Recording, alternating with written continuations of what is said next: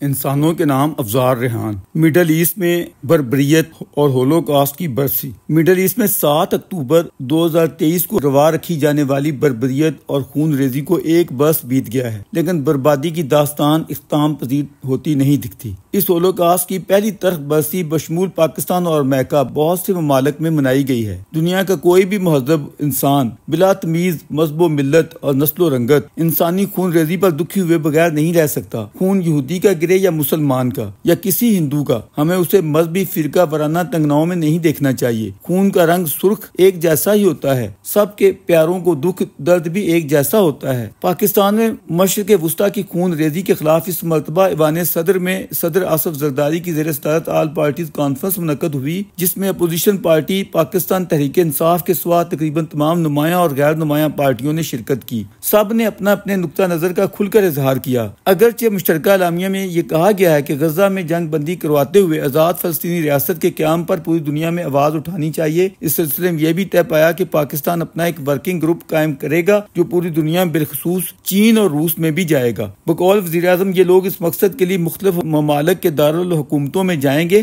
بہت سیر سپاٹے نہیں کریں گے۔ درویش کی تجویز ہے کہ مڈل ایسٹ پرابلم یا ایشو میں سب سے اہم کردار عالمی سپر پاور امریکہ کا ہے۔ یہ امریکہ ہی ہے جو اسرائیل پر سب سے بڑھ کر اثر انداز ہو سکتا ہے۔ جہاں تک روس اور چین کا معاملہ ہے، وہ تو پہلے ہی متذکرہ بالا مقاصد کے لیے تعاون کر رہے ہیں۔ جنگ بندی کی جب بھی بات آتی ہے تو یہ امریکہ ہی ہے جو سلامتی کونسل میں پیش کی گئی ایسی قراردادوں کو ہمیشہ ویٹو کر دیتا ہے۔ جس طرح کہتے ہیں کہ ہاتھی کے پاؤں میں سب کا پاؤں، ہمارا یہ سفارتی گروپ کہیں اور جائے نہ جائے، امریکہ ضرور جائے اور امریکی قیادت کے کان کھولے کہ اپنے لاڈلے اسرائیل کو سمجھاؤ کہ مانا 7 اکتوبر کو حماس کے شدت پسند جنگجوؤں نے آپ کے اتحادی ملک اسرائیل میں گھس کر ناجائز حملہ کیا تھا، جس میں 1200 کے قریب اسرائیلی شہری مارے گئے تھے، جن میں معصوم بچے بچیاں اور خواتین بھی تھے، اور ہمارے حماس کے بھائیوں نے 255 اسرائیلی شہریوں کو یرغمالی بناتے ہوئے غزہ لے جانا ضروری سمجھا تھا۔ یہ ان کی بہت بڑی غلطی تھی، جس کے رد عمل میں اسرائیل نے بھی غزہ کا تورا بورا بنا کر نہ صرف سارا انفراسٹرکچر تباہ کر ڈالا ہے، بلکہ چند سو گنہگاروں یا دہشت گردوں کے ساتھ ہزاروں بے گناہ بھی اپنی جانوں سے ہاتھ دھو بیٹھے ہیں۔ یوں صورتحال کی سنگینی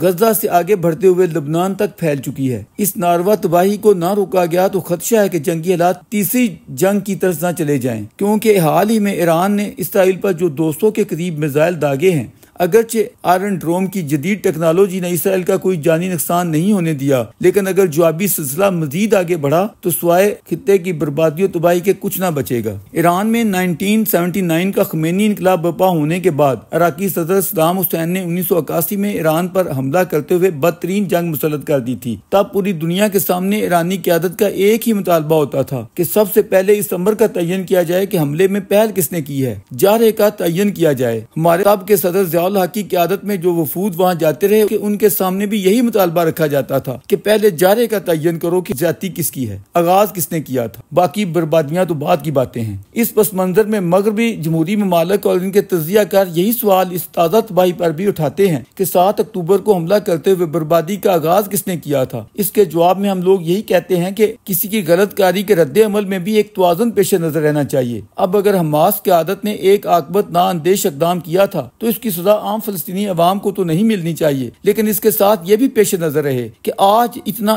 ایک برس گزرنے کے باوجود جن بے گناہ بے قصور اسرائیلی شہریوں کو یرغمالی بنایا گیا تھا، ان میں سے کچھ مارے گئے، کچھ کا تبادلہ ہوا، اور کچھ 125 کے قریب یہ اسرائیلی شہری آج بھی حماس کے یرغمالی اور ان کی قید میں ہیں۔ اور اسرائیل کا سب سے پہلا اور بڑا مطالبہ یہی ہے کہ پہلے ہمارے جو یرغمالی بے گناہ یرغمالی بنائے گئے ہیں ان کو چھوڑا جائے، ان کو کیوں نہیں چھوڑا جا رہا۔ ہماری حالیہ متذکرہ بالا آل پارٹیز کانفرنس میں اگرچہ صدر مملکت نے پاکستان کا روایتی موقف پیش کرتے ہوئے 2 ریاستی حل پر زور دیا ہے، جو کہ UNOIC کا بھی موقف ہے، لیکن کچھ مذہبی جماعتوں نے اس سے اختلاف کرتے ہوئے کہا ہے کہ 2 ریاستی حل کا مطلب تو بالواسطہ طور پر اسرائیل کو تسلیم کرنے کی راہ ہموار کرنا ہوا، جبکہ حماس کا تو نعرہ ہے کہ فرام ریور ٹو سی فلسطین فری، یعنی اسرائیل کے لیے 1 انچ زمین کی بھی گنجائش نہیں ہے، اور یہ ایسی صورت میں ممکن ہے جب 2 ریاستی حل کو مسترد کر دیا جائے۔ اس سلسلے میں UN کی قراردادیں کیا کہتی چاہتی ہیں اور OIC کا موقف کیا ہے؟ ہمیں ادھر دھیان دینے کی کوئی ضرورت نہیں ہے۔ اسرائیل کا قیام UN کی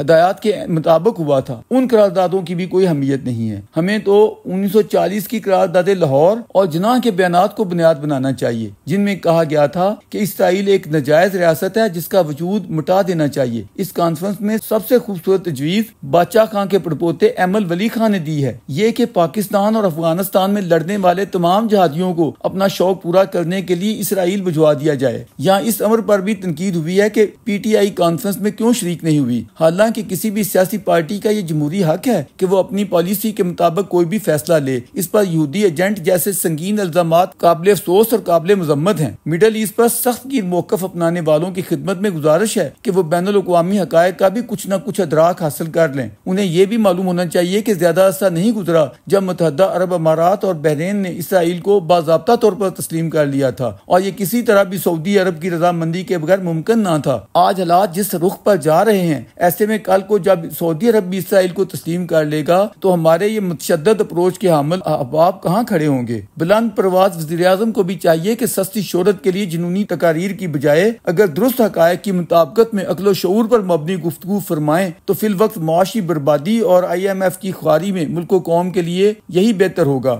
انہیں اس نوع کی گفتگو سے اعتراض کرنا چاہیے کہ میں تقریر کے بعد بیٹھا رہا، میں نے منہ پھیر لیا کہ اسرائیلی وزیر اعظم میرے سامنے نہ آئیں اور میں دوسری طرف سے نکلا، اور یہ کہ عالمی طاقتیں اس تیمور اور سوڈان کے معاملے کو تو حل کروا دیتی ہیں لیکن کشمیر کا معاملہ یا فلسطین کا معاملہ حل نہیں کرواتی ہیں۔ انہیں معلوم ہونا چاہیے کہ اس طرح کی مذہبی تنگنائیں ایک وزیر اعظم کو زیب نہیں دیتی۔ یہ بھی معلوم ہونا چاہیے کہ جب بوسنیا اور کوسوو کے ممالک کا ایشو درپیش تھا سربیا کی جنگ میں، تو اس وقت یہ امریکہ ہی تھا جس نے یورپ کے اندر ان ریاستوں کے مطالبات منوائے اور انہیں آزاد ممالک کی حیثیت دلوائی۔ ہمارا ملک اردوان جیسی بڑکوں کا متحمل نہیں ہو سکتا۔ یہاں چینیوں کو ٹارگٹ کرتے ہوئے جس بری طرح سے مارا جا رہا ہے، خود کش حملے ہو رہے ہیں، حکومت اور وزیر اعظم کو کم از کم پہلے اولین فرصت میں اس کی فکر کرنی چاہیے۔